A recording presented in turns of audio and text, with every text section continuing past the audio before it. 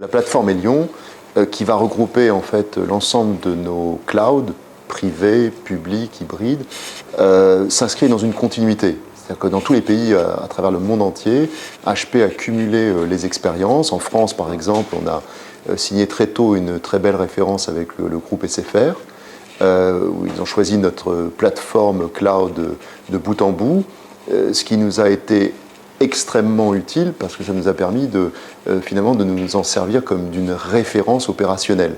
Et ce qui fait du reste que nous avons ensuite pu signer de nombreux projets, que ce soit dans le monde de la grande entreprise ou des PME, PMI. Donc ce milliard qui va être investi de nouveau par notre corporation dans le domaine du cloud s'inscrit en fait dans cette continuité-là. Le cloud aujourd'hui nécessite beaucoup d'investissements parce qu'il faut investir dans les technologies, il faut moderniser les data centers pour être en mesure d'accueillir des systèmes extrêmement flexibles, il faut aider nos clients à finalement, il faut répondre à leurs attentes parce qu'ils ont des attentes très métiers en réalité. Le cloud est devenu très précis dans ce que nous voulons faire. Et l'OpenStack, eh bien, HP a beaucoup contribué à ce groupement autour de ces futures technologies dans un monde ouvert.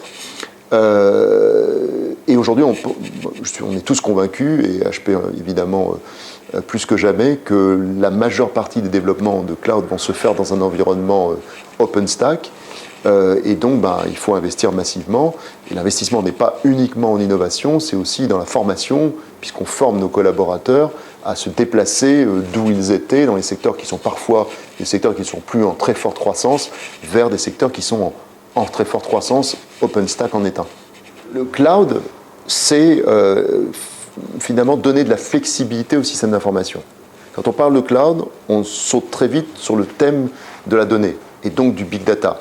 Cette génération de grands volumes de données. Une fois qu'on a parlé de ces grands volumes de données, une fois qu'on les a mis dans des clouds, encore faut-il qu'ils soient sécurisés. Donc la sécurité est un sujet extrêmement important. Je ne connais pas beaucoup de clients qui ne se posent pas la question. Elle prend de multiples facettes. C'est-à-dire, c'est comment on protège vous et moi d'un usage qui ne serait pas approprié de nos données personnelles. Donc il faut faire l'étanchéité entre le personnel et le professionnel. C'est comment on fait en sorte d'aider nos clients à utiliser les données, mais tout en sécurisant l'accès à leur réseau, ne pas rendre perméable leur système d'information. Donc on a un ensemble de solutions pour aider nos clients à sécuriser finalement leur plateforme informatique, que ce soit les plateformes de vente sur Internet ou des plateformes leur système d'information, tout simplement. Donc la sécurité, quand on parle de big data et de cloud, va devenir de plus en plus importante pour nos clients. On le sait, c'est des centaines de millions d'objets numériques qui sont connectés, et il faut essayer de donner une consistance à cet ensemble numérique. HP avait annoncé en 2007, donc c'était il y a très longtemps, la logique de convergence des infrastructures, converge l'infrastructure, avec cette logique-là.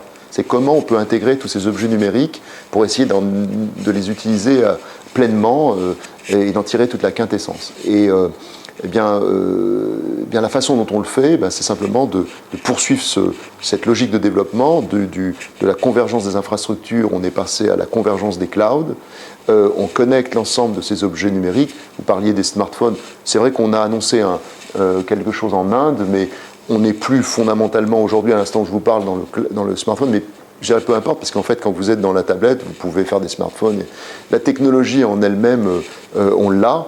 Après, la question, c'est l'usage. Donc, nous, ce qu'on veut, c'est pouvoir intégrer les technologies autour d'un cloud pour que les utilisateurs peuvent finalement tirer les pleins bénéfices de ces technologies en fonction de ce qu'ils veulent faire, les usages.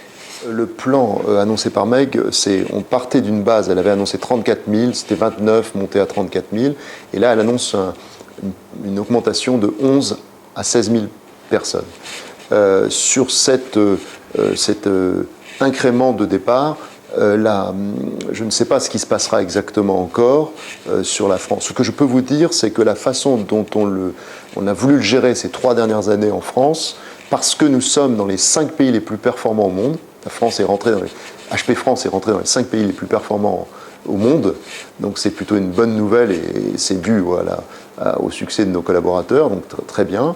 On a axé plutôt sur la transformation, on a lancé un plan de pré-retraite qui était avec concomitamment un plan d'embauche de jeunes, effectivement, comme vous le disiez.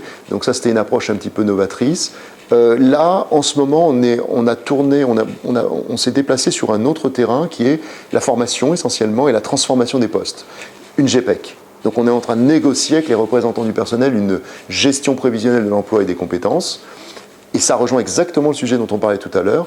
Comment je déplace les compétences d'HP des secteurs qui ne sont pas en croissance ou qui dégagent peu de valeur pour nos clients vers les secteurs qui en dégagent. Et ça va être le cloud, le big data, la mobilité, la sécurité, mais aussi des domaines applicatifs qui sont attractifs pour nos clients. Eh bien, on va utiliser la GPEC comme on va dire, enveloppe de transformation. Et à l'intérieur, on utilise l'université HP qui délivre des milliers de jours hommes de formation, qu'ils soient opérés par HP ou par des universités, des écoles ou des partenaires. Donc voilà, c'est plutôt comme ça que je vois l'évolution. Je pense que le véhicule pour nous, ça va être la GPEC, la transformation, et on va continuer à essayer d'avoir de très bons résultats. C'est le meilleur rempart aux potentiels plans sociaux.